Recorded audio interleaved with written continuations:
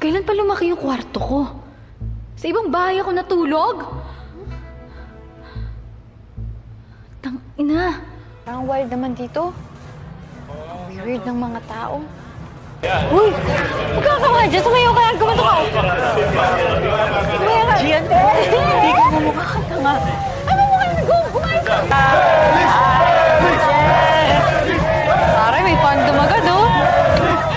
Ako yan! Ah, puro tukaan, walang pagkain. Sorry! Sige! Go lang! Pwede pahingin na lang? Sige. Nika? Sino yung kasama mo? Asan si... Hola, amiga. ¿Cómo estás? Gracias. 1, 2, 3, 4, 5. Calix? Oh, Ano pinagsasabi mo? Ba't nakaganyan ka? Eh, teka nga. Kung kapatid ka ni Kiefer, ibig sabihin nandito ako sa bahay ni Kiefer? Putang... Aga mo gumising kayo din ah. Shut up! Ay, sungit. Kirin pala ang pangalan niya. Pupusta rin ako kapatid ni Kiefer to. Mga 25 sentimo. So, hindi pala bakla si Kuya Kiefer? Parang nakikita ko na yung future ni Kirin.